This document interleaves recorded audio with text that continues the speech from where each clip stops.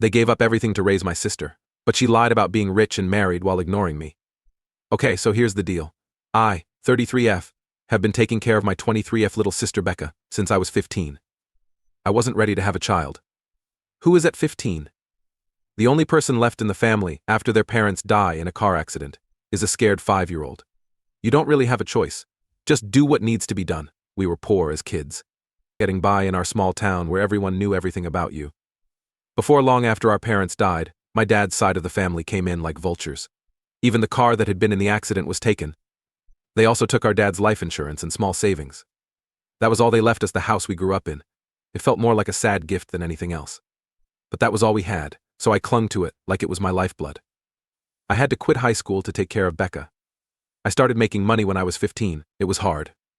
No one was interested in hiring a teen, especially one that hasn't worked or gone to school. But I was stubborn, or maybe I was just very desperate. I did any weird job I could find, like babysitting, house cleaning, and flipping burgers at a fast food place nearby. Like I worked my way up and became a boss at the fast food place over the past few years. It wasn't fun, but it paid the bills. The money I made there and at other odd jobs paid for Becca to go to college. I loved Becca very much. It was hard work for me to do that for her. I spent every penny I earned to give her a better life than I had. I cut costs and saved money to pay for her college. That's what our parents would have liked. And Becky? She used to say she would do anything for me. She'd say, "Sis, I'll get a good job after I graduate and pay you back for everything I never asked for money back." I only cared about her happiness. But it made me feel good to know that my gifts meant something to her. But before she met the boy a few months ago in her last year of college, everything was fine. They were together all through college. Becky stopped coming home during breaks too. She would instead hang out with Jake and his family. It didn't make me happy, but I thought it was just a phase. People change when they go to college, right? Anyway, I did some study and found that Jake's family was one of the richest in town. They had old money, trust fund kids, and all that. They were pretty much like kings around here. It seemed like they owned half of the stores in town and had a lot of money. I didn't have a problem with them being together. Who was I to get in the way of Becca's happiness? If she liked him, that was the most important thing. I couldn't help but feel a little forgotten. She was always with me, like a little ghost. She didn't have much time for me now. But I didn't say anything. I didn't want to be the annoying bigger sister who would not let go. Things went from bad to worse after college. I saw Becca even less after she moved in with Jake. Still, the calls for money kept coming. She would say it was for rent or food. I would send her anything she wanted, no questions asked. Even though I wanted her to move back into the house we grew up in. Still, it was my job to watch out for her. But she kept asking for ridiculous amounts of money. I mean, I could buy a car with that much. I thought that Jake's family might be putting pressure on her, or that her life might have become more expensive. I kept sending the money because I didn't want to ask questions. Then, during a break at work, I was looking through Facebook and saw something shocking. They looked like they didn't care about anything in the picture of Becca and Jake. A ring was on her finger. A ring to propose. They were getting married like crazy. I was so proud and happy that my heart almost burst. My little sister was getting married. I texted her right away to thank her and find out more about the wedding plans. I was so excited to see her walk down the aisle. I bet she'd ask me to walk her down the aisle on her wedding day. I quickly gave her our mom's wedding dress. I loved it and hoped to one day wear it myself. Even though it was out of style, I really wanted Becca to wear it because it was so pretty. But I wasn't expecting her answer. I was told not to talk about the wedding. That I wasn't asked to. I was shocked. I texted her again and asked what was wrong and what I had done to make her mad. She didn't answer. I tried to call her, but she said no. It was strange that my little sister wasn't letting me in. I was able to get her to meet me for coffee the next day. I couldn't wait to see her and find out what was going on. It was so bad that I missed work that I couldn't afford to lose the money I would have made if I had worked. I would do anything for Becca. I hardly knew her when she finally showed up. Her once lovely black hair, which made me think of our mother, was now dyed blonde. She seemed to.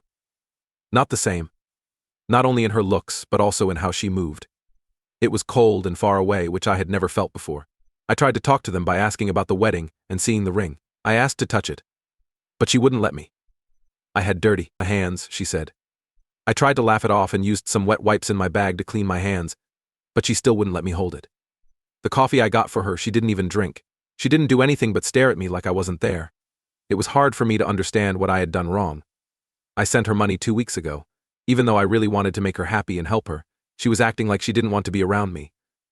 I said sorry because I thought I might have upset her in some way. She didn't calm down when I told her I had to meet her fiancé before the wedding. In fact, she got even more angry. She yelled at me and told me I could never meet him and I should never show up to her wedding if I really loved her. I promised her. I did. But it hurt me deeply. I couldn't forget what we talked about for days.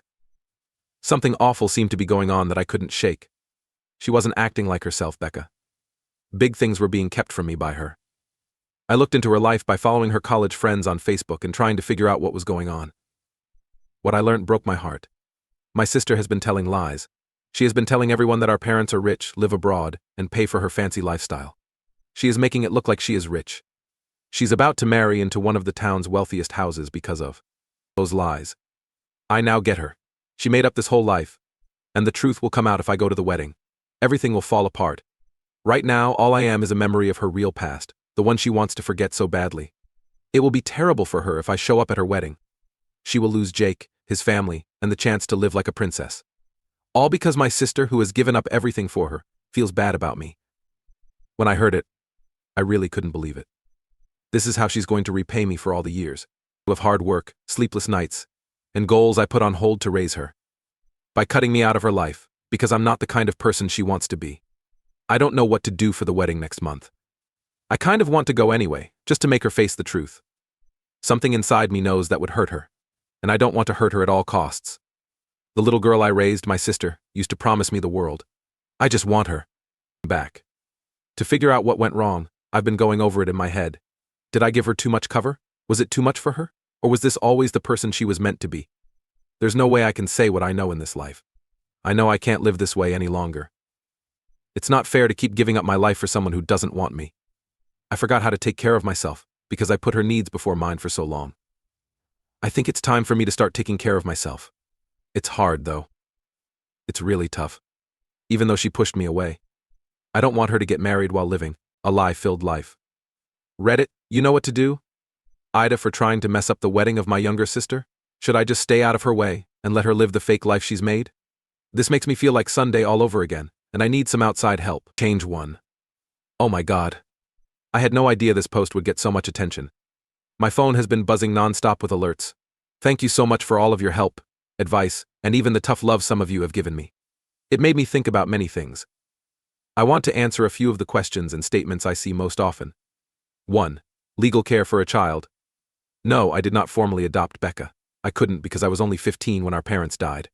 They did check in on us from time to time, but because our town is so small, they didn't really notice as long as Becca seemed fine. I understand it wasn't ideal, but we managed to make it work. 2. The state of the money. Many of you have asked about Becca's new rise in her financial needs. That's right. It seems fishy. A jump from a few $100s here and there to a few $1,000s a month. At first I thought it was just life in a big city, but now I'm starting to wonder if there's more to it. Could it be that she's trying to keep up with Jake's family? It's hurting me that I don't know. I know Jake's family is wealthy because I've heard a lot about them in town and through social media stalking. Money from a long time ago. In town, they own a lot of businesses, like the bank, the country club, and even the newspaper. Their image is that they are very picky and exclusive. I've never met them, but I've heard how they treat people they think are less important than them. 4. How I feel mentally. In fact, I've been to therapy. A few of you said it might help me set better limits. The thing is, it costs a lot, and I can't afford to go to regular classes with my pay. After our parents died, I went a few times, but mostly to help Becca deal. I guess I never really dealt with my own sadness. 5. A large family. This hurts. When our parents died, our dad's family came in and took almost everything. Since then, we haven't heard from them. The people on our mom's side live across the country and were never really a part of our lives. For a long time, it's been just Becca and me. 6. What I learned. A lot of people have asked me why I didn't go back to school when Becca was stronger. Now, really? It never looked like the right time. There was always something else to do or pay for. Also, the thought of being in a class with kids 10 years younger than me scared me a lot. 7. What kind of person is Becca? This is a tough question. The little girl I took care of was kind, thankful, and sweet. But people do change, right? I told myself over and over that her growing up and spreading her wings meant she had to be apart from me. I'm not sure anymore. It's possible that I haven't seen her as she really is, or she may have lost herself in Jake's world. I'm still not sure what to do about the wedding. A part of me wants to follow Becca's lead and stay away. Part of me thinks I'd fail myself if I didn't stand up for what's right, though. One thing someone said really stuck with me. Someone told me that I've spent my whole life taking care of Becca. It might be time for me to become a parent, you know? That hurt a lot. I need to think about a lot of things. I'll let you know again when I decide what to do about the wedding. Again, thank you all for your help. After all these years, it means a lot to feel like someone is listening. Change 2. Things are making me feel a lot of different things today, the day before the wedding. After going through hundreds of comments and tossing and turning all night, I've decided what to do. I'm not going to the wedding. Most of you said not to crash it, and after giving it a lot of thought, I agree. I really don't want to hurt Becca, even though it would be more trouble and pain. She's been told lies to make today seem like the best day of her life. Yesterday I called Becca one last time in the hopes that we could work things out before the big day. But as I thought, she has blocked my number. During my lunch break, I drove by her flat and saw that her car wasn't there. There's no sign of her old life left behind as she starts her new one. It's like she's vanished.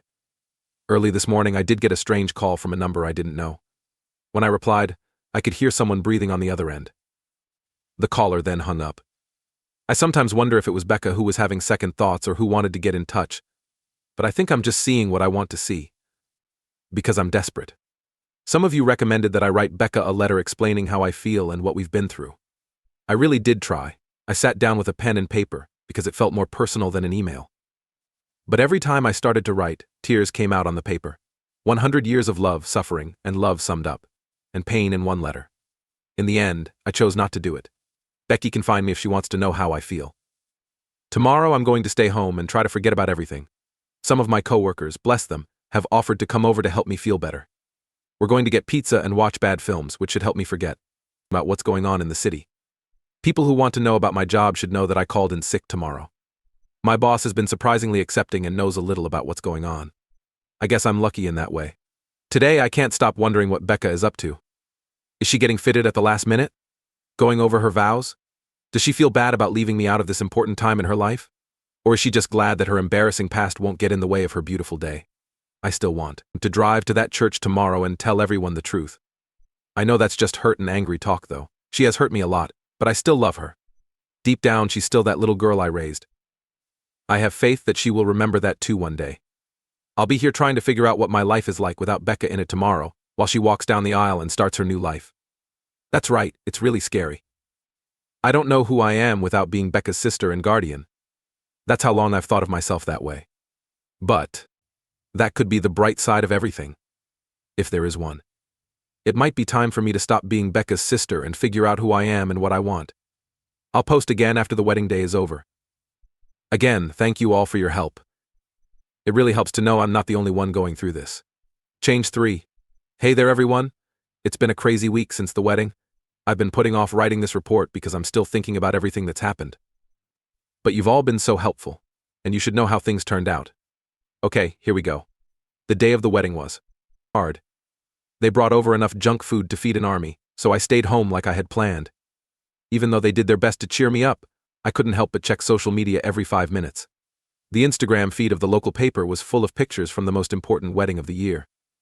It hit us hard when we saw Becca in her wedding dress, which wasn't our mom's but an expensive dress that probably cost more than our house.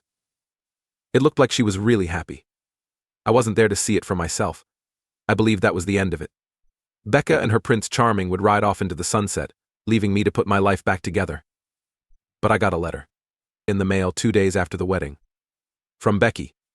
It was hard for me to open because my hands were shaking so badly. There was a short note inside that said, "I'm sorry I broke up with you, but I needed a fresh start. Do not try to get in touch with me or Jake's family. This is better. Take care of yourself. B. I love you, no. No, thanks for everything. This is just a cold call for me to leave. I'm not sorry to say that reading it made me cry for hours. It was like having lost her all over again. I was ready to do what she asked and try to move on with my life. Then, yesterday, everything went off in a way I could not have imagined. While I was at home, I looked at online GED classes only half-heartedly. Several of you told me to focus on school, and you were right. There was a knock at the door. When I opened it, there was an older woman there that I had never seen before. But I knew right away that she was Jake's mother from the wedding pictures. Margaret was her name, and she asked if she could come in. I was shocked that I just moved out of the way to let her in. We were sitting in my tiny living room. and she told me something very shocking. She looked so out of place in her expensive clothes. She had always known the truth about Becca. It seems that doing background checks on possible spouses is common in their group. In the past few months, Margaret hired a private detective who found out everything about our background. She knew that our parents had died, that I was raising Becca, and that we were having money problems. Everything. She told me Becca was lying, so I asked her why she let the wedding happen. Her answer made me feel very cold. I told her I was interested in seeing how far she'd go. She had a chance to tell the truth, so I did. It was Margaret who asked me about our life and the money Becca had been asking for. I found myself letting all of my feelings out that had been building up for years. She thanked me for being honest and told me she had to get to work. Then she left just as quickly as she came, which made me mad. I don't know what happened next for sure, but everyone in town told me it was bad. Margaret went to Becca and Jake's new flat and talked to them. There was a big fight. Jake didn't seem to know anything about Becca's past. He thought every lie she told was true. Now, Jake's family is saying they might not honor the marriage. They say that Becca lied about herself and committed theft. The story is making the whole town crazy, and Becky? She was so upset that she called me last night. She can no longer hide her lies any longer. She begged me to tell everyone that it wasn't true and that her family was really rich. 2. Protect the life she had built. She begged me to lie for her. The big sister who had always looked out for Becca made me want to rush to her aid. A bigger part of me, the part that is finally beginning to value herself, knew I couldn't. I loved Becca, but that she had to deal with the results of what she did. That I could no longer lie to her. In tears, she hung up on me. Now I don't know what will happen. When things calm down, will Jake still be there for her? Will his family do what they say they will do? Will Becca have to face the truth at last? I don't know how to answer any of these questions. I know for sure that I'm emotionally worn out. This whole thing has brought up feelings and problems that had been buried for years. Several of you said therapy would help in the comments, and I agree. I am going to try a support group for people who are no longer close to their families that I found. I'm also making progress on getting my GED. I even had some nice Redditors offer to help me with my homework online, which I might do. For the first time in a long time, I feel like I'm putting myself first. I don't know what the future holds for me or Becca. That's good. Once things have calmed down a bit more, I'll give one last update. Again, thank you all for your help on this crazy trip. Update 4, the last update. It has been a month since I last wrote something, and it seems like a very long time ago. A lot has changed, and I'm still not sure what it all means. But I said I'd give you one last report, so here it is. First, there was the mess that followed the wedding scene. Jake's family did what they said they would do and try to get the marriage canceled. They said that Becca had basically lied about herself and her past, which is called fraud. It turned into a big court case that everyone in town talked about for weeks. At first, Becca tried to fight it. No one knows how she paid for the lawyer she hired. Tried to say that her past didn't matter because she was in love with Jake. But when Jake said in court that he felt lied to and wanted to leave the marriage, it was pretty much over. 3 weeks after the wedding, the marriage was thrown out. Jake's family made sure it happened quickly and quietly, most likely to keep the issue from getting too big. It was said that they paid Becca a settlement in return for her not telling anyone about the affair. When it comes to Becca, things are tricky. She came to my door in tears after the divorce was finalized. For everything. She said she was sorry for lying. For leaving me out and using me for so long. She said I'd lost sight of who she was and the people who really cared about her because she was so caught up in becoming someone else. As if from a movie, I'd like to say I forgive her right away and we hugged it out. But that's not how things are in real life. Telling her I needed time and was glad she was sorry for what she did was a sign of trust that it would take time to rebuild. It's been 2 weeks since she moved in with me. To say the least, it's weird. Both of us are trying. But over the years, a lot of pain and anger has built up. As it turns out, Becca's settlement is good for something, and we're seeing a family therapist together. It's helping us work through some of our problems. If we stay together, I don't know what the future holds. We might never be as close as we used to be. There is something in the fact that we are trying. I, on the other hand, have been concentrating on myself for what seems like the first time ever. I started those online GED classes you asked about, and I'm happy to say I'm doing well. Having to work and study at the same time is hard. But it's good to be making progress on something for myself. Also, I've been going to that support group for people who aren't close to their families. Hearing other people's stories has opened my eyes to the fact that I'm not the only one going through hard times. I'm also learning a lot about how to set good limits, which is something I've always had trouble with. In our small town, rumors spread quickly, and my boss found out about everything. She's been very helpful. She even told me I could move up. The extra money will help me pay for school. It's not much, but it's a step up. Margaret, Jake's mum, has become kind of like a guide to me, which was a pleasant surprise. After things calmed down, she called out to me and offered to help me get back to school. She's been telling me how to study and plan my job, among other things. At first I was wary of her because she helped bring Becca to light, but she's been nothing but nice and helpful. What does this mean for now? I'm not sure, to be honest. My friendship with Becca is still not stable, but we're trying to fix it. I'm slowly making plans for my own life that don't include taking care of her.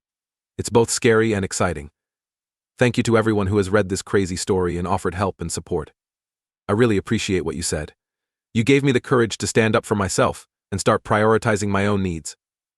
Though I don't know what will happen, I'm excited to find out for the first time in a long time. I know I'll deal with whatever comes my way on my own terms. This is the end of this story for me. Again, thank you all for everything.